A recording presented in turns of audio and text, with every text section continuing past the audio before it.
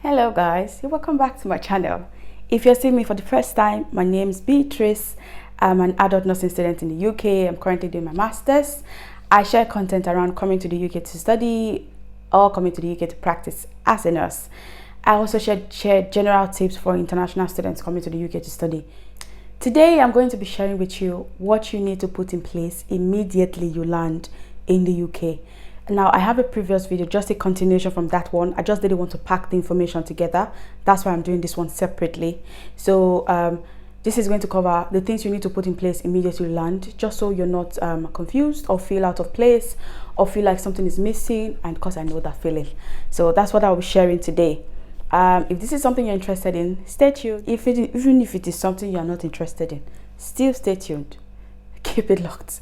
I'll be right back. Please share this video, subscribe to my channel, and like this video. Thank you very much. I'll see you soon.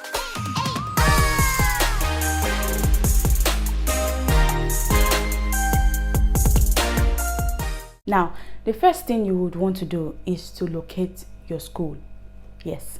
Now, in my previous video, I'll link it up here. I talked about how it's important to get on a transportation from the airport to your accommodation, which depending, even if you are changing cities, you could use the train, okay? So now you've used that transportation, you've gotten to your accommodation. Just stand up, go and look for your school. Just have a look around. As you're looking at, when you get to your school, find your department. It doesn't really cost anything. So you see where you're getting your lectures, where you're starting, just have a look. And oh my God, it's a very beautiful feeling when you get to your school and you see where you're going to be studying. My school is very beautiful, so that experience for me was like top notch. I had fireworks ringing in my head. So it's very important you do find your school and then find your departments, so you know your way to school. And then if you can, on the same day, go and get your BRP. Your BRP is your biometric residence permit. It's just like your number 2 passport now, because now you're here. It's like your permit to stay in the UK, just to show that you're legally stayed in the UK as you study. So go and get it. So you would have filled the place to get it when you were doing your visa application. It could be the closest post office to your house. It could be the closest post office to your school. And when you get your visa, there's a letter that comes with it, like a decision letter. The address to where to get your BRP will be on that letter. So just read through and you see it. Once you just go there, I think you need to just go with your passport that has your Vignet on it. Finish. And then you get there, show it to them, and they give you your BRP. Because I think if you don't get your BRP within the 10 days, I'm not sure. I'll also link that in the description box. If you don't get it, they will return it back to UKVI. So get it ready. Sometimes you can get there and they'll tell you your school has collected it. My school don't really collect anymore, so I heard. So it's most likely would be the post office you picked when you were filling your visa application. So try as much as you can to get your BRP as soon as possible. Okay? Yeah. Another very important thing you need to get immediately you land in the UK, at least within the first few days, is get your national insurance number. So if you don't have this number, you really can't get a job, because employers would need this number. Everyone in the UK has it. So you need to get your national insurance number. It is free. Because some sites will charge you, because some people feel like if they charge you, it will come faster. I don't think it's true, because I paid. That's what I'm saying. It is free. I paid because I wanted to come faster, and I really didn't have that a person to tell me don't pay. So when I saw the site, it's not like I wasn't scammed. They did it, but I paid where you shouldn't pay. So I'll link. I'll put the link in the description. The link you need to go and apply for your national insurance number. Okay? Yeah, I'm good like that. You're welcome. Now, you have your BRP. You've applied for your NIN. That won't come immediately though. BRP is immediately, but NI will take a while.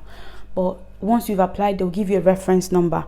Once you have that reference number, you can start job hunting. You can, start searching for jobs, because all you need to do is present that reference number to employer, so they know that your national insurance number is on the way, right? Now, another important thing you would need is your student ID card. I should have mentioned that up there, but it's still all right. It's still the same video. It's fine. So you need your student ID card, and you could get it the same day you go to locate your school, except you go to your school in the evening or in the nights, where the offices would have been closed. But if you got there during the day, just get your passport or any of the documents you think will be your passport or your BRP if you already have it. They'll just ask for your name. And another important thing is, I think during my time, I had to like book an appointment, because I already had access to my student email even before I got to the UK, which is why it's very important to register. I also mentioned it in my previous video. It's very important to register as early as you can. So I had access to my email. I saw that I had to book an appointment, I think because of COVID, but I'm not sure.